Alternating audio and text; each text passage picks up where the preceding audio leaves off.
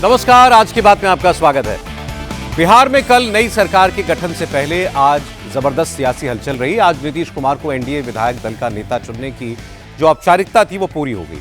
इसके बाद नीतीश कुमार ने गवर्नर आरिफ मोहम्मद खान को पहले अपना इस्तीफा दिया और उसके बाद 202 विधायकों के समर्थन की चिट्ठी सौंपकर नई सरकार बनाने का दावा भी पेश कर दिया। अब कल सुबह 11:30 बजे नीतीश कुमार 10वीं बार बिहार के मुख्यमंत्री के तौर पर शपथ लेंगे। राजभवन जाने से पहले विधानसभा के सेंट्रल हॉल में एनडीए विधायक दल की बैठक हुई। इस मीटिंग में नवनिर्वाचित विधायकों के अलावा बीजेपी के नेता धर्मेंद्र प्रधान, विनोद तावड़े, केशव प्रसाद मौर्य, चिराग पासवान, जीतन राम मांझी और उपेंद्र कुशवाहा समेत सहयोगी दलों के सारे बड़े नेता मौजूद थे। मीटिंग में सम्राट चौधरी ने विधायक दल के नेता के तौर पर नीतीश कुमार के नाम का प्रस्ताव किया। चिराग पासवान ने इसका अनुमोदन किया और बस कुछ सेकंड में ही सर्वसम्मति से यह प्रस्ताव पास हो गया। विधायक दल का नेता चुने जाने के बाद नीतीश कुमार ने कहा कि इस बार बिहार की जनता ने जितना बड़ा बहुमत दिया है उतनी ही बड़ी जिम्मेदारी भी दी है। इसे पूरा करने के लिए सबको मेहनत करनी होगी। नीतीश कुमार ने कहा कि प्रधानमंत्री नरेंद्र मोदी बिहार के विकास के लिए पूरी मदद करेंगे और सब मिलकर बिहार के लोगों की उम्मीदों को पूरा करने के अभियान में जुटेंगे। नहीं, उन्होंने कहा कि बिहार की जनता के प्रति आभार प्रकट किया और कहा और ज़्यादा हम लोग बिहार को आगे बढ़ाएंगे, विकास करेंगे। माननीय प्रधानमंत्री जी के प्रति भी उन्होंने धन्यवाद दिया, केंद्र सरकार के प्रति भी कि केंद्र की भी बराबर मदद मिल रही है और ज़्यादा तेज़ गति से हम लोग बिहार को आगे बढ़ाएंगे और बिहार की जनता को उन्होंने आभार प्रकट किया। बहुमत के साथ चुने गए नीतीश कुमार फिर से एक बार मुख्यमंत्री का शपथ लेंगे और उनके जोश के साथ कहा कि फिर से एक बार बिहार के विकास में हम सबको जुट जाना है। इससे बड़ा संवाद क्या हो सकता है? वही कि अब विकास हुआ है और विकास को रफ्तार और तेजी होगी। डबल इंजन की सरकार है। प्रधानमंत्री जी भी बिहार के लिए विशेष रूप से चिंतित रह रहे हैं। तो ये आने वाला 5 वर्ष जो है बिहार के लिए स्वर्णिम समय होने जा रहा है। और क्या ये भी कहा कि जो आने वाले समय में कोई लक्ष्य है, जो चुनौतियां हैं, वो क्या कुछ करना चाहते हैं? ऐसा कोई स्पेसिफिक नहीं बताया। उन्होंने बस यही बताया कि बहुत से काम हुए हैं पिछले 20 वर्षों में, खासकर 2006 के बाद से। और अभी जिस तरह का विश्वास जनता ने प्रचंड बहुमत दिया है और जिस तरह से प्रधानमंत्री ने स्वयं कई मंचों पर से घोषणा की है कि हम हर प्रकार से जो है बिहार के प्रगति के लिए काम करेंगे, तो अब ये जो प्रगति जो शुरू हुआ तो रफ्तार पकड़ने जाए। नीतीश कुमार के शपथ ग्रहण समारोह में 2 लाख लोग शामिल होंगे। 1000 से ज्यादा वीवीआईपी होंगे। प्रधानमंत्री नरेंद्र मोदी जाएंगे, होम मिनिस्टर अमित शाह, जेपी नड्डा, योगी आदित्यनाथ, देवेंद्र फडणवीस, हेमंता बिश्व शर्मा, मोहन यादव, भजनलाल शर्मा, नायब सैनी, मतलब एनडीए शासित राज्यों के ज्यादातर मुख्यमंत्री और उप मुख्यमंत्री भी गांधी मैदान में कल मौजूद होंगे।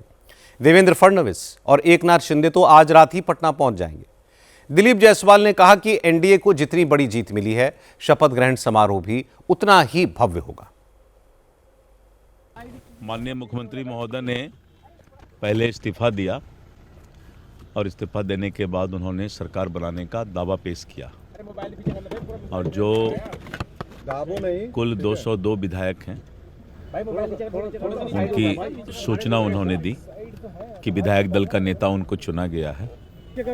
इस्तीफा स्वीकार होने के बाद उन्होंने मुख्यमंत्री महोदय को कार्यवाहक मुख्यमंत्री नियुक्त किया और शपथ लेने तक वो कार्यवाहक मुख्यमंत्री बने रहेंगे और कल फिर शपथ नए मुख्यमंत्री के रूप में लेंगे। Timing sir? टाइमिंग कल 11 बजे का है।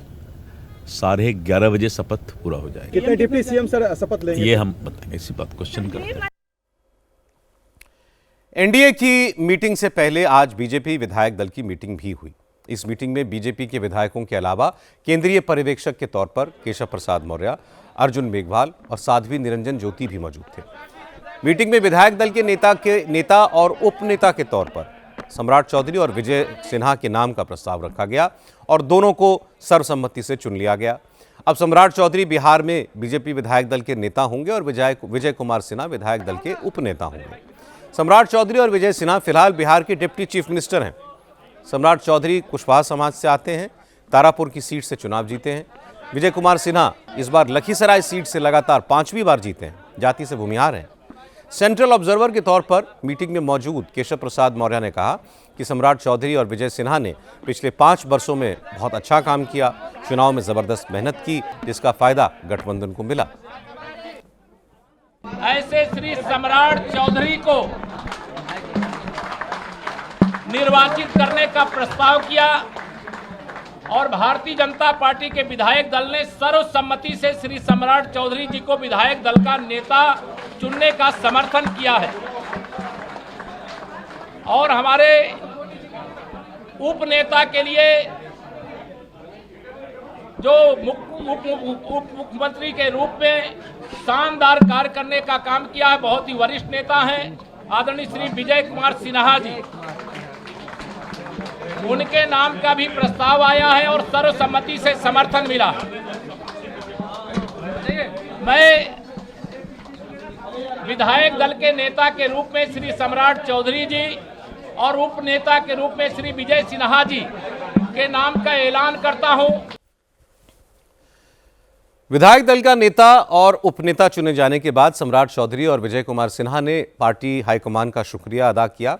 दोनों ने कहा कि पार्टी और जनता ने उन पर जो भरोसा जताया है उस पर वो खरा उतरने की पूरी कोशिश करेंगे। प्रधानमंत्री, गृह मंत्री, राष्ट्रीय अध्यक्ष, शीर्षक नेतृत्व को हृदय से आभार, सभी विधायकों को हृदय से आभार। आशीर्वाद है, मोदी जी का आशीर्वाद से पार्टी के विधायक दल के नेता के तौर पर पार्टी ने मौका दिया। पार्टी के एक एक कार्यकर्ता की जीत है और पार्टी ने जो दायित्व दिया है उसको आगे बढ़ाना है। बिहार में नई सरकार का गठन कल हो जाएगा। नीतीश कुमार एक बार फिर मुख्यमंत्री बन जाएंगे, लेकिन उनके साथ और कौन कौन शपथ लेगा, किस पार्टी के कितने मंत्री बनेंगे, इसको लेकर चर्चाओं का दौर जारी है। लेकिन हकीकत क्या है, इस पर ज़्यादा जानकारी के लिए पटना से इंडिया टीवी के संवाददाता नीतीश चंद्र और दिल्ली से इंडिया टीवी के पॉलिटिकल एडिटर देवेंद्र पराशर हमारे साथ जुड़े हुए हैं। उनके पास हम चलते हैं। तो पहले देवेंद्र से हम पूछ लेते हैं। देवेंद्र, डिप्टी सीएम की जो टीम बीजेपी के दोनों नेताओं की काम कर रही थी नीतीश कुमार के साथ, वही टीम रहने वाली है? इसमें कोई परिवर्तन होगा क्योंकि नेता उपनेता तो वही चुने गए? और बिल्कुल सौरभ, ये दोनों ही डिप्टी सीएम यही होंगे, सम्राट चौधरी और विजय सिन्हा, इसमें कोई दो राय नहीं। और इसके अलावा अब थोड़ी देर में जब गृहमंत्री अमित शाह और बीजेपी के राष्ट्रीय अध्यक्ष जेपी नड्डा पटना पहुंच रहे हैं, तो उसके बाद एक बैठक होगी और उस बैठक में उन नामों पे मुहर लगा दिया जाएगा जिन्हें कल मंत्री पद की शपथ लेनी है। और सोर्सेज के द्वारा हमें ये जानकारी मिल रही है कि मंत्री पद का शपथ पहले ये प्लान थी कि थोड़ा छोटा किया जाए, लेकिन अब शायद ये छोटा ना हो बल्कि बड़ा किया जाएगा। मोटे तौर पर सौरभ, स्ट्रक्चर की अगर बात कर लें तो जो अंतिम फॉर्मूला होगा, जैसे बिहार में मुख्यमंत्री समेत 36 मंत्री बन सकते हैं, क्योंकि संविधान के हिसाब से जो विधानमंडल की सदस्य संख्या होती है उसका 15% होता है, तो वो आंकड़ा 36 का है। मोटे तौर पर सौरभ, जो स्ट्रक्चर रहेगा वो ये कि 14 लगभग जेडीयू, 16 बीजेपी, 2 एलजेपी, 1 हम और 1 रालोमा यानी कि उपेंद्र कुशवाहा की पार्टी, इस तरह का स्ट्रक्चर आपको सामने देखने को मिलेगा। अब इनमें से देखना है कि कल सबके शपथ करा दिए जा रहे हैं या कुछ सीटों को बचा के रखा जाएगा, लेकिन फॉर्मूला लगभग इसी आंकड़े के इर्द गिर्द रहना है। ये बातचीत, ये होमवर्क किया जा चुका है। अब बीजेपी कोटे से किन लोगों को मंत्री पद की शपथ लेना, अमित शाह और जेपी नड्डा जब बैठक करेंगे तो 1-1.5 घंटे के अंदर उन नामों को तय करके उन लोगों को इन्फॉर्म कर दिया जाएगा फ़ोन करके कि कल आपको शपथ लेना है। जेडीयू कोटे से ऑलरेडी नीतीश कुमार और जो उनके करीबी सहयोगी हैं संजय झा, ललन सिंह, डीए चौधरी, ये लोग होमवर्क कर चुके हैं अपना और उन नामों को फाइनलाइज करके उन्हें भी सूचित किया जा रहा है। तो आज तकरीबन 11-12 बजे नीतीश कुमार सरकार का जो अगला मंत्रिमंडल होगा उनमें कौन कौन से लोग मंत्री पद की शपथ लेंगे उस पर लगभग आधिकारिक मुहर लग के उन्हें इन्फॉर्म भी कर दिया जाएगा। और बीजेपी के बारे में मैंने आपको बताया कि अमित शाह के पटना पहुंचने के साथ वो प्रक्रिया शुरू कर दी जाएगी। सौरभ, अब नीतीश पटना में आप क्या चर्चाएं सुन रहे हैं, किन नामों के बारे में सुन रहे हैं जेडीयू बीजेपी दोनों से? देखिए, जेडीयू की लिस्ट तो बन चुकी है लेकिन अभी सामने नहीं आई है। कई नामों को लेकर चर्चाएं हो रही हैं और हर जो वो संभावित नाम है बिल्कुल फ़ोन के पास बैठा हुआ है। कई नेताओं से मेरी बात हुई है, लेकिन एक जानकारी ये मिल रही है कि जो भी फ़ोन जाएगा वो सुबह जाएगा। और मुख्यमंत्री नीतीश कुमार चूँकि खुद फ़ोन करते हैं और चूँकि अभी जो बीजेपी की लिस्ट है वो अभी अंतिम रूप से आई नहीं है, अमित शाह जब यहाँ पर पहुँच रहे हैं तो उसके बाद माना जा रहा है कि ये आखिरी तौर पर जब लिस्ट उनके पास आ जाएगी उसके बाद अब ये जानकारी मिल रही है कि जो भी फ़ोन जाएगा मंत्रियों को वो सुबह जाएगा। दूसरी बात की जो मंत्रियों की जो संख्या की बात है उसको लेकर भी जानकारी ये मिल रही है कि 2 चरणों में ये होगा। पहले चरण में सारी सीटें नहीं भरी जाएंगी। जो मंत्रिमंडल की जो क्षमता है 36 सीटों का, उनमें से सभी सीटों पर यानी सभी मंत्रियों का शपथ ग्रहण कल नहीं होगा। कुछ का होगा और कई लोगों का नहीं भी होगा। करीब 16 से 18 की जानकारी दी जा रही है कि 16 से 18 मंत्रियों का शपथ ग्रहण कल हो सकता है।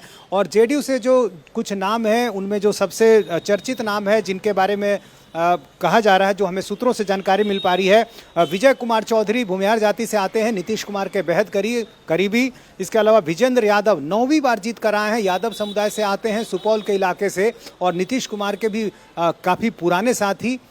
इसके अलावा श्रवण कुमार नीतीश कुमार के गृह क्षेत्र से आते हैं, कुर्मी जाति से 8वीं बार जीत इन्होंने दर्ज की है। अशोक चौधरी पासी समाज से आते हैं, नीतीश कुमार से इनके रिश्ते भी काफ़ी बेहतर। संतोष निराला और सुनील कुमार, इन 2 नामों में से कोई एक नाम हो सकता है। सुनील कुमार एक सीनियर आईपीएस अधिकारी रहे हैं और संतोष निराला पिछली बार हार गए थे, इस बार से जीते हैं। चूंकि दोनों रविदास समाज से आते हैं तो ये कहा जा रहा है कि इन 2 नामों में से कोई एक नाम हो सकता है। जमा खान मुस्लिम चेहरा, एकमात्र मुस्लिम चेहरा, और ऐसे में इनका नाम भी लगभग तय माना जा रहा है कि इनको शपथ ग्रहण में मौका मिलेगा आने का। लेसी सिंह राजपूत समाज से आती हैं, 6ठी बार जीती हैं, धमदाहा से जीत कर आई हैं। यहाँ राजपूत समाज के साथ साथ जो एक महिला चेहरा है वो भी यहाँ साधने को मिलेगा। तो ऐसे में लेसी सिंह की दावेदारी भी काफ़ी मजबूत है। अति पिछड़ा समाज से दामोदर रावत जो झाझा से जीत कर आए हैं 6ठी बार, और कुशवाहा समाज से यदि आप देखें तो जयंत राज और भगवान सिंह कुशवाहा में से कोई एक नाम हो सकता है। तो जातीय समीकरणों के आधार पर और साथ ही साथ जो क्षेत्रीय समीकरण है, अलग अलग रीजन को साधकर मंत्रिमंडल की तैयारी की गई है और माना जा रहा है कि यही वो नाम होंगे जो पहले चरण में हमें नजर आएंगे। जी, अब देवेंद्र, इसके अलावा रह जाते हैं स्पीकर, डिप्टी स्पीकर और पोर्टफोलियो का बंटवारा। और सर, अब स्पीकर की अगर बात कर लें तो निश्चित तौर पे बीजेपी और जेडीयू दोनों के तरफ से ही अपने अपने नाम थे, लेकिन सोर्सेज के द्वारा जो हमें जानकारी मिली उसमें बीजेपी के पास ही स्पीकर का पद रहेगा। दूसरी चीज़ की पोर्टफोलियो एलोकेशन के लेके कि वो आज रात तक उस पर मुहर लगेगा कि क्या पोर्टफोलियो एलोकेशन में कोई क्रांतिकारी चेंजेज होते हैं। क्रांतिकारी चेंजेज मैं इस लिहाज से कह रहा हूँ कि गृह मंत्रालय को लेकर बहुत ज़्यादा चर्चाएं चल रही है कि बीजेपी भी ये चाहती है कि गृह मंत्रालय उसके पास रहे। नीतीश कुमार के पास ऑलरेडी वो रहता है मुख्यमंत्री के पास, तो लेकिन जो अभी तक संकेत दिख रहे हैं उसके हिसाब से वो मुख्यमंत्री के पास ही रहेगा, यानी कि नीतीश कुमार के पास ही रहेगा, और जो स्पीकर का पद है वो बीजेपी के पास होगा। कोशिश ये की गई है कि बहुत ज़्यादा कोऑर्डिनेशन के साथ ये बंटवारा हो, इसमें कोई बहुत ज़्यादा खींचतान नजर ना आए। आज दिन में भी जब बीजेपी प्रभारी, चुनाव प्रभारी धर्मेंद्र प्रधान वहाँ पे थे, इसके अलावा संगठन के दूसरे प्रभारी वहीं पे थे, तो लगातार जो बातचीत हो रही थी जेडीयू की तरफ से संजय झा वो बातचीत कर रहे हैं और वो उन लोगों ने लगभग एक रोड मैप तैयार कर रखा है। अब अमित शाह के पहुंचने के बाद अमित शाह, जेपी नड्डा, इन लोगों के साथ बातचीत जो होगी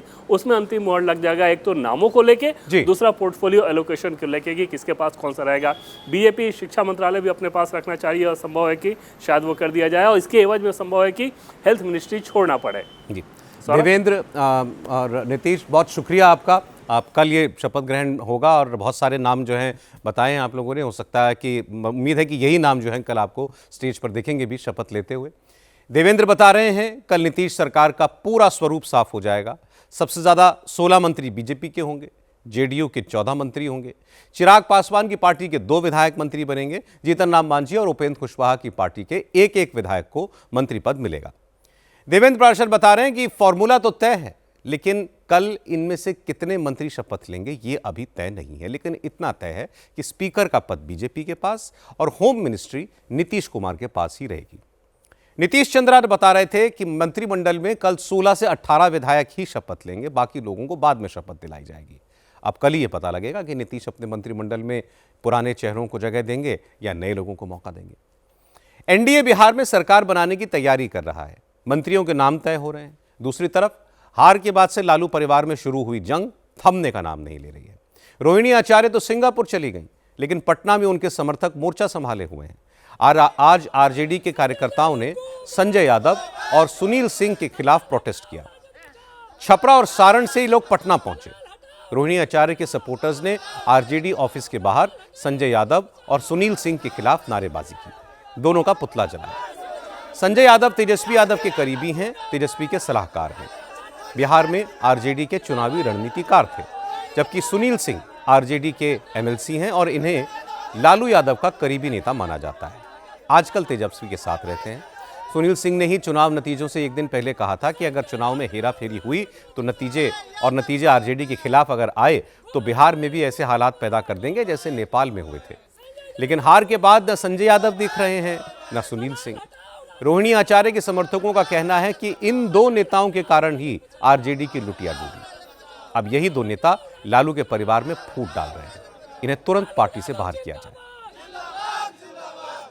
पटना में आरजेडी दफ्तर के बाहर आरजेडी के समर्थक इकट्ठा हुए हैं और उनके हाथ में इस वक्त पुतला नजर आ रहा है। संजय यादव का पुतला है और आरजेडी एमएलसी सुनील सिंह का पुतला है और उन दोनों के खिलाफ गुस्सा जो है वो आरजेडी समर्थकों में यहां में देखने को मिल रहा है। लगातार संजय यादव के खिलाफ नारे लगाए जा रहे हैं, सुनील सिंह के खिलाफ नारे लगाए जा रहे हैं और गो बैक के नारे लगाए जा रहे हैं, यानी कि वापस जाओ। जिस तरीके से संजय यादव को लेकर पूरा विवाद सामने आया। रोहिणी आचार्य देखिए इस वक्त आग लगा दी गई है। जो पुतला है वो इस वक्त फूका जा रहा है। यहाँ पे आरजेडी दफ्तर के बाहर में ये तस्वीरें हैं। पटना में बीरचंद पटेल मार्ग में रोहिणी आचार्य के समर्थन में लोग यहाँ इकट्ठे हुए हैं। संजय यादव के खिलाफ ये लोग यहाँ पे इकट्ठे हुए हैं। पुतला इसलिए जलाया जा रहा है कि जो कुर्बानी लालू यादव जी ने बरसों से और लालू यादव के साथ काम करने वाले हमारे नेता के साथ जो समाजवादी न्याय के जो लोग थे, जो विचारधारा को कुचलने का काम किया है, संजय यादव एंड कंपनी हमारे पार्टी को, हमारे नेता को हाईजैक करके डुबा दिया। संजय यादव का संजय यादव सामंतवादी लोग हैं, ठीक ना, और समाजवादी लोग को हटा कर ये पार्टी को तोड़ना चाहते हैं, लेकिन ये होने नहीं देंगे हम। नहीं होने देंगे। जो पार्टी चुनाव में जीतती है उसकी सारी गलतियां छुप जाती हैं। जो हारती है उसमें इसी तरह के हालात पैदा होते हैं जैसे आपको आरजेडी में दिखाई दे रहे हैं। परिवार में ही बिखराव शुरू हो गया है। ये लालू यादव के लिए बहुत बड़ा झटका है। और कांग्रेस में अब आत्ममंथन चल रहा है और आत्ममंथन के बाद कांग्रेस ने बिहार के 43 नेताओं को नोटिस जारी किया है। चुनाव के दौरान उनके बयानों को पार्टी के लिए नुकसानदायक माना है। इन नेताओं से 1 हफ्ते में जवाब देने को कहा गया है और अगर ये जवाब नहीं देते हैं तो इन्हें पार्टी से निकालने की बात कही गई है। लेकिन लोग पूछ रहे हैं कि क्या बिहार में कांग्रेस के पास 43 नेता ही हैं? अगर हैं तो 43 नेताओं को अगर पार्टी से निकाल दिया तो कांग्रेस में बचेंगे कितने नेता? आगे बढ़ते हैं। दिल्ली ब्लास्ट से चर्चा में आई फरीदाबाद की अल फलाह यूनिवर्सिटी पर जांच एजेंसियों का शिकंजा कसता जा रहा है। यूनिवर्सिटी के फाउंडर जाबाद सिद्दीकी को एनफोर्समेंट डायरेक्टरेट ने पूछताछ के लिए अपनी कस्टडी में ले लिया है। जाबाद सिद्दीकी को कल रात लंबी पूछताछ के बाद गिरफ्तार किया गया था। ईडी ने कल रात से ही जाबाद सिद्दीकी को कोर्ट में पेश किया और अदालत ने उसे 13 दिन के लिए ईडी की हिरासत में भेज दिया। दिल्ली ब्लास्ट के बाद से ही अल फलाह यूनिवर्सिटी शक के दायरे में थी। उसके ऊपर फाइनेंशियल गड़बड़ियों के इल्जाम थे। कल ईडी ने 4 राज्यों में अल फलाह से जुड़े 25 से ज़्यादा ठिकानों पर छापे मारे थे, उसके खातों की जांच की थी और उसके बाद जाबाद सिद्दीकी को अरेस्ट कर लिया था। कोर्ट में पेशी के दौरान ईडी ने कहा कि जाबाद सिद्दीकी पर मनी लॉन्ड्रिंग में शामिल होने का शक है। पूछताछ में वो सहयोग नहीं कर रहे हैं। अगर जाबाद सिद्दीकी को गिरफ्तार नहीं किया जाता तो वो विदेश भाग सकते थे। ईडी का कहना है कि जाबाद सिद्दीकी अल फलाह ट्रस्ट की आड़ में पैसों की हेराफेरी कर रहा था, शेल कंपनियों की मदद से ब्लैक मनी को वाइट कर रहा था। अब तक की जांच में ईडी को ऐसी कई जानकारियां मिली हैं जिनसे पता चलता है कि जाबाद सिद्दीकी की अल फलाह ट्रस्ट का यही सर्वे सर्वा था। पैसे से जुड़ा हर फैसला जाबाद सिद्दीकी के हाथ में था और उसने एजुकेशनल इंस्टीट्यूट्स की आड़ में अवैध कमाई की। अब ईडी जाबाद सिद्दीकी से पूछताछ करके यह पता लगाने की कोशिश में है कि क्या अल फलाह ट्रस्ट ने डॉक्टर्स के टेरर मॉड्यूल की फंडिंग भी की थी। दिल्ली पुलिस की क्राइम ब्रांच ने अल फलाह यूनिवर्सिटी और उसके ट्रस्ट के खिलाफ चीटिंग और फॉर्जरी की धाराओं में 2 अलग अलग एफआईआर दर्ज की थी और इसी को आधार बनाकर ईडी ने इस पूरे मामले में ईसीआईआर यानी एफआईआर दर्ज की। ईडी की जांच में सामने आया कि गलत मान्यता दिखाकर छात्रों के एडमिशन किए गए, फर्जी दस्तावेज तैयार किए गए और इन सब के आधार पर अवैध कमाई की गई। छात्रों से ली गई फीस ही इसकी मुख्य आय है। लेकिन कई सालों तक बिना मान्यता के ही ये संस्थान चलते रहे, जबकि छात्रों से पूरी फीस वसूली गई। ईडी इसे धोखाधड़ी और जालसाजी का मामला मान रही है। ईडी के मुताबिक यह मामला मनी लॉन्ड्रिंग और धोखाधड़ी के दायरे में आता है। यही कारण है कि ईडी इस ट्रस्ट की एक एक पाई का हिसाब लगाने में जुट गई है। ईडी की जांच इस एंगल से भी चल रही है कि क्या अल फलाह यूनिवर्सिटी ने टेरर फंडिंग की। जांच एजेंसियों ने जिस डॉक्टर मॉड्यूल का पर्दाफाश किया है, क्या अल फलाह यूनिवर्सिटी उनको फाइनेंशियल सपोर्ट कर रही थी। यही कारण है कि ईडी की जांच में जल्द बड़े खुलासे हो सकते हैं और कई बड़ी गिरफ्तारियां हो सकती हैं। ईडी ने कल रात जब जवाद सिद्दीकी को साकेत कोर्ट की जज शीतल चौधरी के घर पर पेश किया और उस वक्त जो रिमांड कॉपी पेश की, उसमें कई चौंकाने वाले खुलासे किए गए थे। ईडी की रिमांड कॉपी के मुताबिक सिद्दीकी ने 2014-15 से 2024-25 के दौरान अल फलाह ट्रस्ट की कमाई 415 करोड़ से ज्यादा की दिखाई थी। शुरुआती 2 सालों मतलब 2014-15 और 2015-16 में अल फलाह ट्रस्ट ने 60 करोड़ से ज्यादा की रकम को दान में मिला बताया था। 2016-17 से यूनिवर्सिटी ने आमदनी दिखाई जाने लगी, जो 2014-15 तक 80 करोड़ से ज्यादा हो गई थी। इस दौरान स्टूडेंट्स को एडमिशन देकर पढ़ाई और इम्तिहान के नाम पर मोटी रकम वसूली गई। दावा किया गया है कि अल फलाह को यूजीसी से मान्यता प्राप्त है, जबकि ऐसा नहीं था। जिन कोर्सेज की मान्यता नहीं थी उनमें भी एडमिशन दिए गए और स्टूडेंट्स को अंधेरे में रखकर करोड़ों रुपए वसूले गए।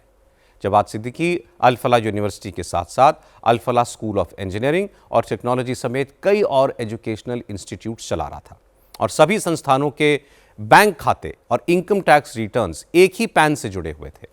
पैसे का पूरा कंट्रोल जवाद सिद्दीकी के हाथ में था। ईडी को शुरुआती जांच में यह भी पता चला है कि सिद्दीकी ने ट्रस्ट को अलग अलग सोर्सेस से हुई कमाई का एक हिस्सा निजी तौर पर भी इस्तेमाल किया, जो कि पूरी तरीके से गैरकानूनी है। अतुल भाटिया हमारे सहयोगी इस वक्त जुड़े हैं हमारे साथ। अतुल, आप अल फलाह ग्रुप के बारे में आज जो और खुलासे हुए उनमें से कुछ बातें हमने अभी बताई हैं, जो रिमांड कॉपी है उसमें और क्या क्या कहा गया है? देखिए सौरभ, जो पूरी इन्वेस्टिगेशन, क्योंकि एनआईए पूरी ब्लास्ट की इन्वेस्टिगेशन कर रहा है, किस तरीके से पूरे मॉड्यूल काम कर रहा था, कितनी गिरफ्तारियां जो है वो अब तक इस पूरे मामले के अंदर की गई है, वो तमाम तफ्तीश एनआईए कर रहा है। लेकिन अगर ईडी की हम बात करें, जो सबसे बड़ी इन्वेस्टिगेशन जो ईडी की है, जो कि पीएमएलए के तहत ये पूरी जांच की जा रही है कि क्या ये यूनिवर्सिटी, जो अल फलाह यूनिवर्सिटी, जो पूरा ये ट्रस्ट है, क्या ये पूरा ट्रस्ट में जो कमाई हो रही थी, क्योंकि जो ईडी की जांच में आया है कि 7 साल के अंदर 415 करोड़ रुपया इस यूनिवर्सिटी ने कमाया, तो पूरा क्या इसकी टेरर फंडिंग की गई? ये पैसा जो टेररिस्ट, जो विस्फोटक जो इस्तेमाल हुआ, जो विस्फोटक खरीदा गया, 2900 किलो विस्फोटक खरीदा गया और इसके बाद लाल किले में जो ब्लास्ट हुआ, बाकायदा क्या इसके लिए पैसा भी इस यूनिवर्सिटी ने अरेंज कराया? ये तमाम तफ्तीश है जो कि ईडी पूरी जांच पीएमएलए के तहत कर रही है। और जो ईडी के टॉप सोर्सेज सौरभ, उनका यह कहना है कि कई ऐसे लेन देन मिले हैं, कई, क्योंकि वित्तीय जांच में तो यह बात का खुलासा हो चुका है कि कॉलेज को मान्यता नहीं थी और उसके बावजूद ये कॉलेज चल रहे थे और बाकायदा छात्रों से पूरी फीस जो है वो वसूली जा रही थी। तो अब जब पूरी इन्वेस्टिगेशन ईडी पीएमएलए के तहत कर रही है, तो क्या इसका कोई टेरर एंगल है? क्या जो अल फलाह यूनिवर्सिटी है, जो पूरा ट्रस्ट है, क्या ये पैसा आतंकवादियों तक पहुंचा रहा था, जिससे कि ये पूरा ब्लास्ट की साजिश जो है वो रची गई? क्योंकि डॉक्टर्स वहीं के उसी यूनिवर्सिटी के हैं और जिस तरीके से ये व्हाइट कॉलर जो पूरा मॉड्यूल है, उसकी इन्वेस्टिगेशन जब ईडी पूरी पीएमएलए के तहत जांच करेगी, तो कई बड़े बड़े खुलासे होंगे और कई अहम गिरफ्तारियां अभी और होंगी। सौरभ, अतुल, बहुत शुक्रिया आपका। ईडी अल फलाह ग्रुप के फाइनेंशियल रिकॉर्ड को खंगालेगी। यूनिवर्सिटी और मेडिकल कॉलेज की आड़ में कितने पैसे को ब्लैक से व्हाइट किया गया, कितने पैसे की मनी लॉन्ड्रिंग हुई, कहीं ये पैसे आतंकवादी गतिविधियों में इस्तेमाल तो नहीं हुए, इन सारे सवालों के जवाब खोजेगी। लेकिन सबसे ज़रूरी ये पता लगाना है कि अल फलाह यूनिवर्सिटी में ज़्यादातर कश्मीरियों को ही एडमिशन क्यों मिलता था। व्हाइट कॉलर टेरर मॉड्यूल में शामिल उन डॉक्टर्स को अल फलाह में नौकरी कैसे मिली, किसके कहने पर मिली? ये वो लोग जिनको जम्मू कश्मीर सरकार ने देश विरोधी गतिविधियों के इल्जाम में नौकरी से बर्खास्त किया हुआ था। दिल्ली ब्लास्ट में शामिल doctor Umar, doctor Muzammil, doctor Shaheen, इन सब ने अल फलाह को ही अपनी शैतानी साजिश का अड्डा क्यों बनाया? जब इन सवालों के जवाब मिलेंगे, तब अल फलाह ग्रुप की सारी हकीकत सामने आएगी और इनके लिए एनआईए की जांच के पूरी होने का इंतजार करना चाहिए। अब बात लॉरेंस बिश्नोई गैंग की। अमेरिका से भारत लाए गए गैंगस्टर लॉरेंस बिश्नोई के भाई अनमोल बिश्नोई को आज दिल्ली की पटियाला हाउस कोर्ट ने 11 दिन की एनआईए रिमांड में भेज दिया। आज बहुत कड़ी सुरक्षा के बीच अनमोल को पटियाला हाउस कोर्ट में पेश किया गया। चप्पे चप्पे पर पुलिस और सिक्योरिटी फोर्सेस को तैनात किया गया। सुनवाई के दौरान एनआईए ने कोर्ट को बताया कि अनमोल बिश्नोई आतंकियों और गैंगस्टर्स की एक बड़ी साजिश में शामिल था। वो ऐसे टेरर गैंगस्टर सिंडिकेट का हिस्सा है जो देश और विदेश से आतंकी गतिविधियों के लिए पैसा जुटाता है, बड़े लोगों की टारगेट किलिंग करता है और फिर सोशल मीडिया के जरिए इनका प्रचार करके आतंक फैलाता है। एनआईए ने दावा किया कि गैंगस्टर्स का नेटवर्क बब्बर खालसा इंटरनेशनल जैसे आतंकी संगठनों से भी जुड़ा है और इसका मकसद देश में अस्थिरता और डर फैलाना है। एनआईए ने कोर्ट को बताया कि यह पूरा नेटवर्क पंजाब बेस्ड है। पंजाब से पाकिस्तान की सीमा जुड़ी है। आईएसआई की कोशिश पंजाब में खालिस्तानी आतंक को फिर हवा देने की है और इस काम में गैंगस्टर्स उसके टूल की तरह काम कर रहे हैं। एनआईए ने कोर्ट को यह भी बताया कि जनवरी 2025 में ही अदालत ने अनमोल को प्रोक्लेम्ड ऑफेंडर घोषित किया था। एनआईए ने कोर्ट से रिमांड की अपील करते हुए कहा कि अनमोल बिश्नोई विदेश में बैठकर एक्सटॉर्शन, हथियारों की सप्लाई, टारगेटेड किलिंग और की प्लानिंग और गैंग को फंडिंग करता था। लॉरेंस बिश्नोई गैंग की आतंकी गतिविधियों की सोशल मीडिया पर जिम्मेदारी लेने में उसकी भूमिका थी, इसलिए उससे पूछताछ करना जरूरी है ताकि इसके नेटवर्क की उसकी भूमिका, फंडिंग का सोर्स, गैंग के ऑपरेशन, सोशल मीडिया अकाउंट्स और आतंकी साजिश की पूरी चेन की जांच की जा सके। हालांकि अनमोल बिश्नोई के वकील ने एनआईए रिमांड का विरोध किया, लेकिन अदालत ने आरोपों को गंभीर माना। पटियाला हाउस कोर्ट के स्पेशल जज प्रशांत शर्मा ने कहा, आरोप गंभीर हैं और चूंकि आरोपी लंबे वक्त से फरार रहा है, इसलिए उस पर लगे आरोपों और टेरर नेटवर्क में उसकी भूमिका की जांच के लिए पूछताछ जरूरी है। इसके बाद अदालत ने अनमोल बिश्नोई को 11 दिन की रिमांड पर एनआईए को सौंप दिया। अनमोल बिश्नोई एक नाम बदल के यूएसए में छुपा हुआ था। एनआईए के अफसरों ने उसके तत्परता से इन्वेस्टिगेशन करके उसको ढूंढा और अब वो डिपोर्ट हुआ और वापस हमारी कस्टडी में आ गया है। वो ऑलरेडी इस केस में अक्यूज्ड है, भगौड़ा घोषित किया जा चुका था। अब उससे पूरी पूछताछ की जाएगी, बहुत सारे पहलुओं पर पूछताछ की जाएगी। आज 11 दिन की पुलिस कस्टडी रिमांड ग्रांट की गई। हमने बताया कोर्ट को कि 2.5 साल से भागा हुआ था। कोर्ट के सम्मन्स, कोर्ट के वारंट पे भी ये पेश नहीं हो रहा था। इन्वेस्टिगेशन के दौरान क्योंकि ये हमारे कस्टडी में नहीं आ पाया, हम इससे पूछताछ नहीं कर पाए, तो केस के सिलसिले में, इस टेरर गैंगस्टर नेक्सस के सिलसिले में कौन लोग हैं, सब पहलुओं पे पूरी तरीके से जांच की जाएगी और उससे पूछताछ की जाएगी। उसमें इनका क्या इन्वॉल्वमेंट है, अनमोल बिश्नोई का, कौन कौन लोग और इन्वॉल्व हैं, किस तरीके से ये विदेश भागते हैं, सब चीज़ों पे, सारे पहलुओं पे जांच की जाएगी। हमने एनआईए का केस, जो लार्जर कॉन्स्पिरेसी केस है, जो बब्बर खालसा इंटरनेशनल के साथ इस गैंगस्टर सिंडिकेट का जो सिंडिकेट बना हुआ है और जो ये एक दूसरे के साथ मिलकर काम कर रहे हैं और क्राइम और टेरर एक्टिविटीज़ में इन्वॉल्व हैं, उसके बारे में हमारा केस उस बारे में है। अनमोल बिश्नोई को आज ही अमेरिका से भारत लाया गया और जैसे ही दोपहर 2:30 बजे वो प्लेन लैंड हुआ, एनआईए की टीम पहले से मुस्तैद थी। एनआईए ने एयरपोर्ट पर ही अनमोल बिश्नोई को गिरफ्तार कर लिया। एनआईए की टीम ने उसे गिरफ्तारी वारंट पढ़कर सुनाया, अरेस्ट मेमो की कॉपी उसे दी और फिर उसकी रिसीविंग ली। एयरपोर्ट पर ही एनआईए की टीम ने उसका मेडिकल कराया। आपको बता दें कि एनआईए ने हाल ही में अनमोल बिश्नोई के खिलाफ एक चार्जशीट और 4 सप्लीमेंट्री चार्जशीट दाखिल की हैं। उसका नाम एनआईए की मोस्ट वांटेड लिस्ट में भी है। अनमोल की गिरफ्तारी लॉरेंस बिश्नोई गैंग के लिए एक बड़ा झटका है। अनमोल गैंगस्टर लॉरेंस बिश्नोई का भाई है, उसके टेरर सिंडिकेट का हिस्सा है।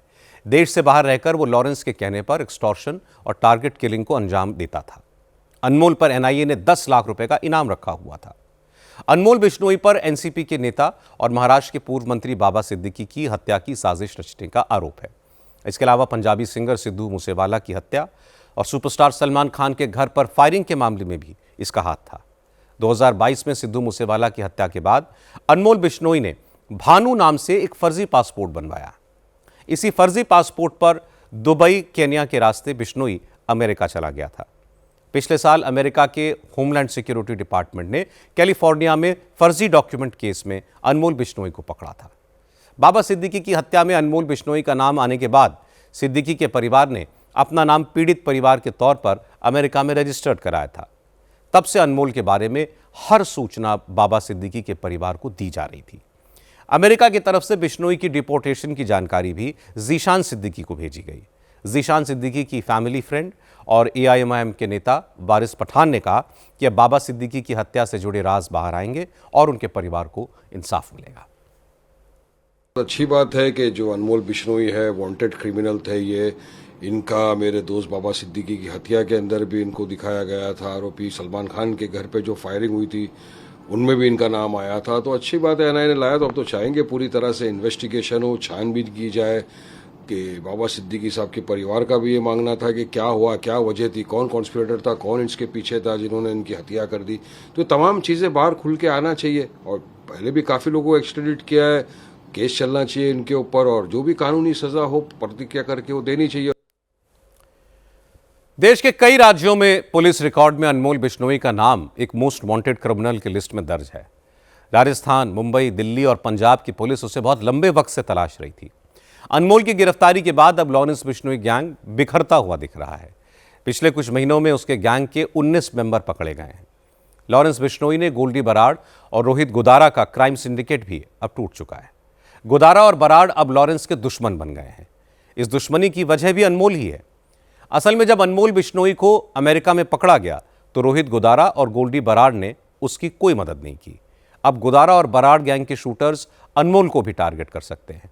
इसलिए एनआईए के सामने एक बड़ी चुनौती यह भी है कि एनआईए रिमांड खत्म होने के बाद अनमोल बिश्नोई को कौन सी जेल में रखा जाए। अनमोल बिश्नोई का जांच एजेंसियों के शिकंजे में आना एक बहुत बड़ी कामयाबी है। लॉरेंस बिश्नोई के गैंग का एक बहुत अहम किरदार है वो, और अनमोल जो राज बताएगा उससे लॉरेंस बिश्नोई गैंग को खत्म करने में और फिल्म इंडस्ट्री में खास तौर पर चल रहे एक्सटॉर्शन के धंधे को बंद करने में मदद मिलेगी। गुजरात से आज एक बड़ी खबर आई। गुजरात पुलिस और साइबर सेंटर ऑफ एक्सीलेंस ने विदेश में नौकरी दिलाने के नाम पर साइबर स्लेव बनाने वाले गिरोह का भांडाफोड़ किया। गुजरात पुलिस ने साइबर स्लेवरी रैकेट चलाने वाले रैकेट के सरगना नील पुरोहित को गिरफ्तार किया है। नील पुरोहित की गिरफ्तारी इसलिए बड़ी बात है क्योंकि यह अपराधी इतना शातिर है कि साइबर ठगी के सिंडिकेट को भी नील पुरोहित का असली नाम नहीं मालूम था। सब उसे द घोस्ट कहते थे। नील पुरोहित भारत के युवाओं को विदेश में नौकरी दिलाने का झांसा देता था। म्यांमार, थाईलैंड और कंबोडिया जैसे देशों में ले जाता था। वहां जाकर इन लोगों को चाइनीज गिरोहों के हवाले कर दिया जाता था, जो इन भारतीयों को साइबर स्लेव बनाकर साइबर ठगी के धंधे में लगा देते थे। सबसे पहले भारतीयों का पासपोर्ट जब्त किया जाता था ताकि वो वापस ना आ सकें। इसके बाद ऐसे लोगों को छोटे छोटे कमरों में बैठाकर उनसे साइबर ठगी करवाई जाती थी। अगर ये लोग इनकार करते थे या भागने की कोशिश करते थे तो फिर इन्हें टॉर्चर किया जाता था, इनकी हत्या तक की जाती थी। जांच में सामने आया कि नील पुरोहित कई देशों में साइबर स्लेव के तौर पर 1000 से ज्यादा भारतीयों की सप्लाई कर चुका था। यह बेहद शातिर तरीके से काम करता था। कई देशों में इसका साइबर स्लेवरी नेटवर्क था। इसके एजेंट्स इंटरनेट पर हर गतिविधि पर नजर रखते थे। अगर पुलिस किसी एजेंट तक पहुंच भी जाती थी और उसका कोई गुर्गा पकड़ा जाता था तो नील तुरंत उस एजेंट से जुड़े सारे फुटप्रिंट्स उड़ा देता था। यह 126 से ज्यादा सब एजेंट्स के जरिए ऑपरेट करता था। पाकिस्तान के 30 और चीन के 100 एजेंट्स इसके संपर्क में थे। इसलिए पुलिस के लिए इस अपराधी तक पहुंचना बहुत मुश्किल काम था। द घोस्ट यानी देश का सबसे बड़ा साइबर स्लेवरी दुनिया का एजेंट था। पूरे रैकेट में, पूरे कार्यों में उसके कोई भी विक्टिम्स को उसका सही नाम मालूम नहीं था। केवल और केवल ये विक्टिम्स को उनके सब एजेंट्स के नाम पता। ये व्यक्ति, ये गुनहगार किसी भी भारतीय टेलीकॉम कंपनी का सिम कार्ड का उपयोग नहीं करता था। अलग अलग देशों में घूमता रहता था और उसका नेटवर्क बहुत ही स्ट्रांग होने के कारण कोई भी किसी भी प्रकार का केस साइबर क्राइम का दर्ज होते ही उसके जीमेल के अंदर नोटिफिकेशन आ जाता था। ऑनलाइन जो भी केस ऑनलाइन न्यूज पोर्टल्स के माध्यम से वो पूरी न्यूज के लिंक के अंदर जाके उसका नाम है या नहीं ये चेक करता था। बड़ा ही चौकन्ना रह के ये एक के बाद एक लोगों को शिकार बनाया जाता है। नील पुरोहित के साथ इस रैकेट के 2 और आरोपियों को गिरफ्तार किया गया है। हितेश सोमैया और सोनल फल्दू ये सब एजेंट्स के तौर पर काम करते थे। इन सभी को 14 दिन के पुलिस रिमांड पर भेजा गया है। साइबर सेंटर ऑफ एक्सीलेंस के चीफ राजदीप झाला ने कहा कि इस रैकेट के एजेंट्स उन लोगों पर नजर रखते थे जो किसी भी कीमत पर बस विदेश में जाकर नौकरी करना चाहते हैं, पैसा कमाना चाहते हैं। नील पुरोहित के एजेंट्स ऐसे लोगों को थाईलैंड, कंबोडिया, म्यांमार जैसे देशों में कॉल सेंटर्स में काम करने का झांसा देते थे। अच्छी सैलरी, मुफ्त का खाना, अच्छा रहने की जगह के इंतजाम का ऑफर देते थे। नौकरी के लिए सिर्फ एक योग्यता होती थी, कैंडिडेट को थोड़ी बहुत अंग्रेजी बोलना आना चाहिए।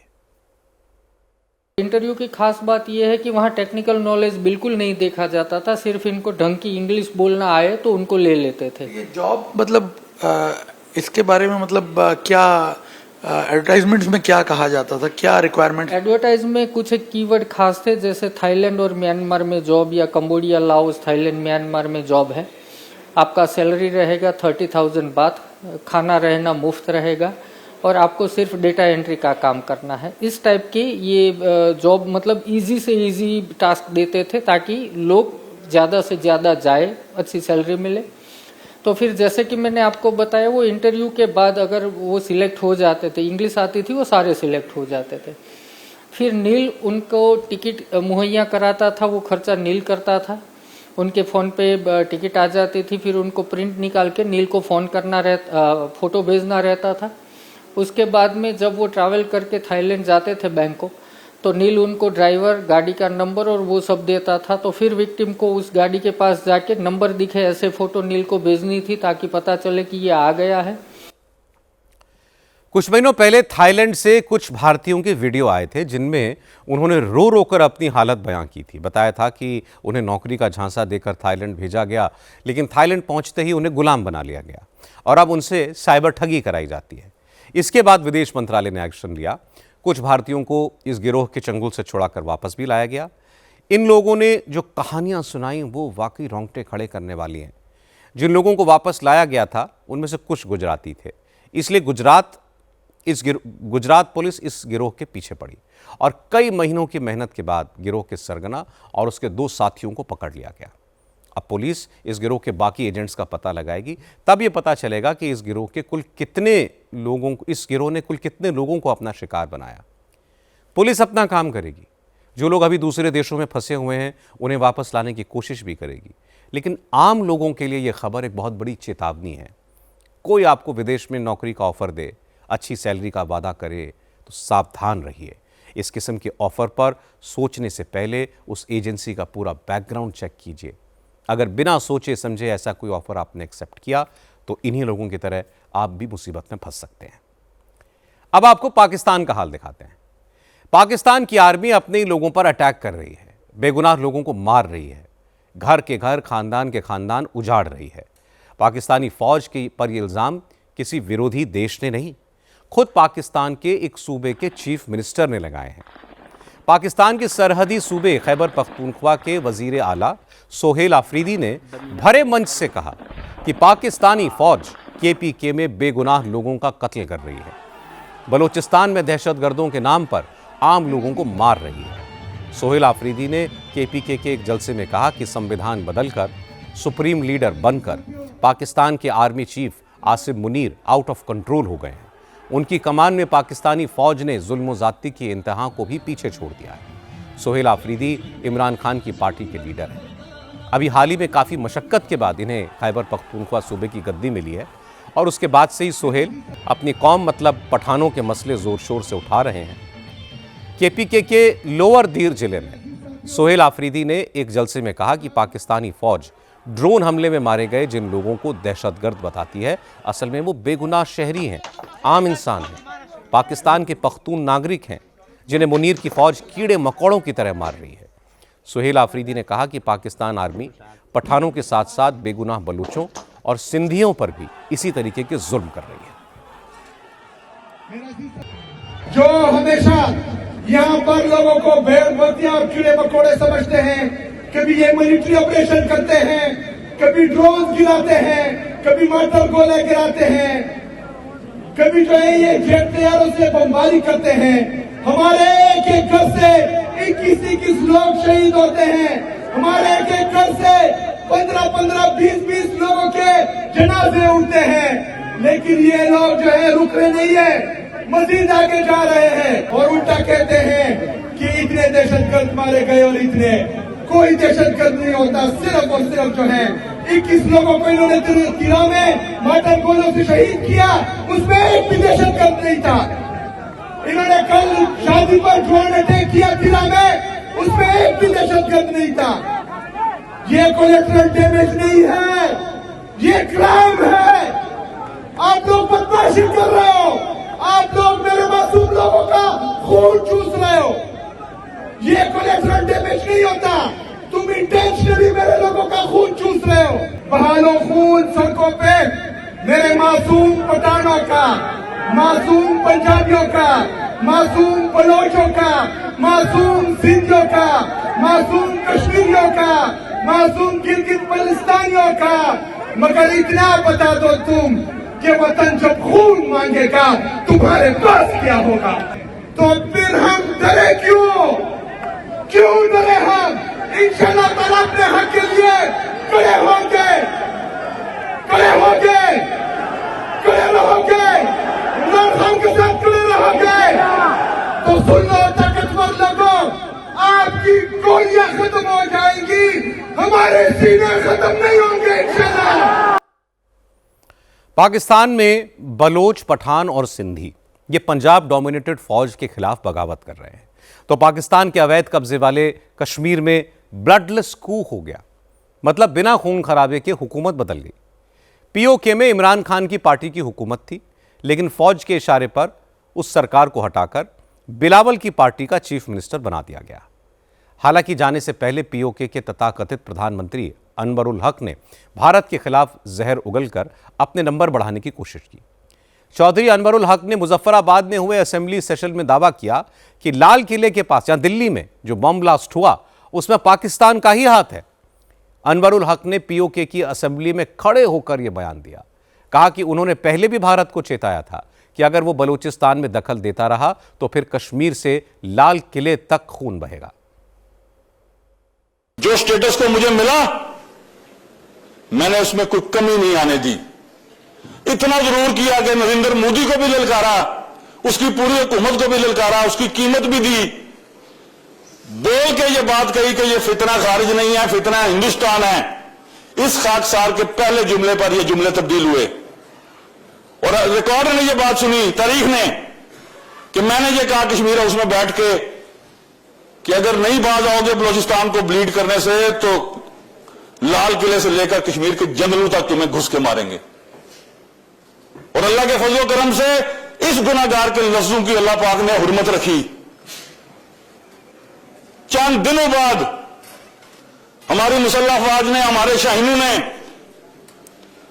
अंदर घुस के मारा और ऐसा मारा आज तक त्यारों की गिनती पूरी नहीं हुई।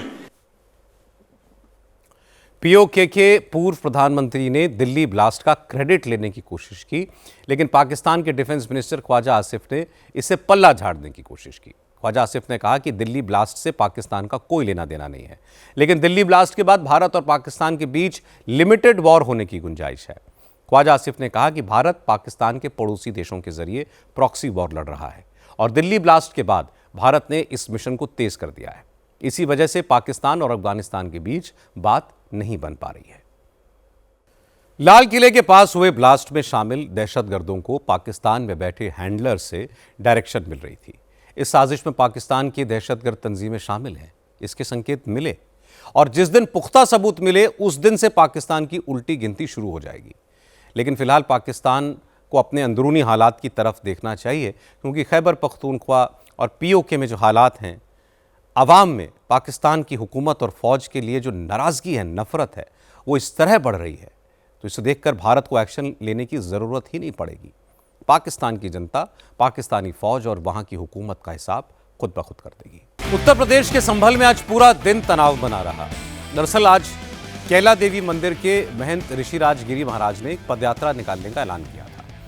महंत ऋषिराज गिरी कोर्ट में चल रहे संभल जामा मस्जिद वर्सेस हरिहर नाथ मंदिर केस के पिटिशनर भी हैं। यह तय किया गया था कि पदयात्रा जामा मस्जिद, जिसे हिंदू पक्ष हरिहर नाथ मंदिर कहता है, उसके परकोटे की परिक्रमा करेगी। मुस्लिम पक्ष इसका विरोध कर रहा था। संभल का माहौल खराब ना हो, इसके लिए प्रशासन ने पदयात्रा की परमिशन नहीं दी। पीएसी और पुलिस फोर्स की तैनाती की गई, लेकिन महंत ने यात्रा का ऐलान किया था, इसलिए सुबह से ही हिंदू संगठनों के लोग, साधु संत और स्थानीय लोग कैला देवी मंदिर में जुट गए। भीड़ को रोकने के लिए प्रशासन ने मंदिर के आसपास बैरिकेड लगा दी।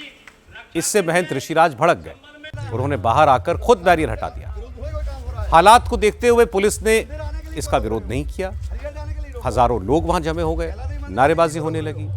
लोगों का कहना था कि हिंदू सिर्फ अपनी धार्मिक परंपरा को निभाना चाहते हैं, इसे रोकना ठीक नहीं है। 4 परिक्रमाएं हमारी। पहली परिक्रमा परिकोटे के अंदर है, दूसरी परिक्रमा परिकोटे के बाहर है, तीसरी परिक्रमा जो है वो 3 तीर्थों को मिला करके है, चौथी परिक्रमा जो है पूरी 68 तीर्थों की परिक्रमा है। तो हमारी प्रथम परिक्रमा अभी संपन्न नहीं हो सकती, क्योंकि अभी वहां पर दूसरे लोगों का कब्जा है। लेकिन हम द्वितीय परिक्रमा जो परिकोटे की परिक्रमा है उसके लिए प्रयासरत हैं।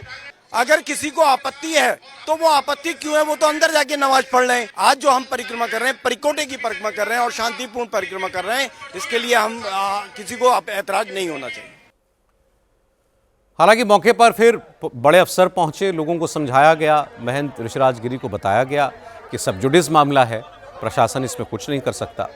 इस वक्त पदयात्रा से शहर का माहौल खराब हो सकता है। बातचीत का असर हुआ। महंत ऋषिराज ने अपनी पदयात्रा स्थगित कर दी। इसके बाद उन्होंने वहां जमा लोगों के साथ कैला देवी मंदिर की परिक्रमा की। महंत ऋषिराज ने कहा कि उन्हें उम्मीद है कोर्ट का फैसला हिंदुओं के पक्ष में आएगा और फिर अगले साल इसी तारीख पर वो भक्तों के साथ हरिहर नाथ मंदिर के बाहर नहीं बल्कि गर्भगृह की परिक्रमा करेंगे। हमें 1 वर्ष का समय मांगा है शासन ने और प्रशासन ने, तो अभी ऐसा हम ना करें, थोड़ा समय मांगा है। जब हो जाए, कोर्ट से माननीय न्यायालय इजाजत दे दे, तो परकोटे की क्या गर्भगृह में हरिहर भगवान को जल चढ़ाएंगे। आने वाले समय में हम इस यात्रा को परकोटा में न करके इस यात्रा को हम गर्भगृह में कर देंगे। इसलिए थोड़ा सा समय अगर हमको दे दिया जाए, तो इतना समय आपने इंतजार किया है, थोड़ा समय और इंतजार किया जाए, तो आने वाले 19 नवंबर तक किसी ना किसी रूप में, जिसको हम आपसे शेयर करने जा रहे हैं, कि किसी ना किसी रूप में आप अपनी अपनी व्यवस्था से समझ सकते हैं। भगवान हरिहर की कृपा से, गुरु महाराज के आशीर्वाद से, कैला मैया की कृपा से 1 वर्ष के अंदर आधिकारिक रूप से हरिहर मंदिर आपका होगा। ऐसा माननीय मुख्यमंत्री जी का सबका है, तो इसलिए वहां ना जाके कानून व्यवस्था बिगड़े, आप लोग यहाँ आए, आपका बहुत बहुत आभार। संभल में हालात शांत हैं। प्रशासन ने समझदारी और संयम से काम लिया, बातचीत करके मामले को संभाला। हिंदू संगठनों के लोगों की भी तारीफ होनी चाहिए कि उन्होंने प्रशासन की मजबूरी को समझा। और जहां तक जामा मस्जिद और हरिहर मंदिर के विवाद का सवाल है, तो ये तो मामला कोर्ट में है, इसलिए सभी पक्षों को अदालत के फैसले का इंतजार करना ही चाहिए। कर्नाटक के मांड्या से आज एक सुकून देने वाली खबर आई। एक हाथी के बच्चे की जान बचाने के लिए मांड्या का प्रशासन, वन विभाग, पुलिस, एनडीआरएफ, इन तमाम एजेंसियों के लोग 4 दिन तक मशक्कत करते रहे और आज इस ऑपरेशन में उन्हें कामयाबी मिल गई। असल में मांड्या के मालवल्ली इलाके में एक प्राइवेट पावर जनरेशन प्लांट की नहर में एक हाथी का बच्चा गिर गया। शनिवार को प्लांट के गेट से ये पानी पीने नहर पर आया था, लेकिन तेज़ बहाव में फंस गया। रविवार को प्लांट के कर्मचारियों ने इसको देखा, इसकी सूचना फॉरेस्ट डिपार्टमेंट को दी। 2 दिन तक वन विभाग की टीम इस हाथी को निकालने के लिए अलग अलग तरीके इस्तेमाल करती रही, लेकिन कामयाब नहीं हो पाई। हाथी का बच्चा भूख की वजह से पैनिक ना करे, इसलिए उसे लगातार गन्ने, केले, तरबूज दिए जाते रहे और इसके बाद नहर में पानी की सप्लाई बंद की गई, वाटर लेवल कम किया गया। आज सुबह वन विभाग की टीम एक क्रेन लेकर पावर प्लांट पर पहुंची। टीम के साथ मौजूद वेटरनरी डॉक्टर ने हाथी को ट्रैंक्विलाइज किया और जब वो बेहोश हो गया तो फिर लोग नहर में उतरे, क्रेन की मदद से हाथी के बच्चे को बाहर निकाला और इस तरीके से इस हाथी के बच्चे की जान बची।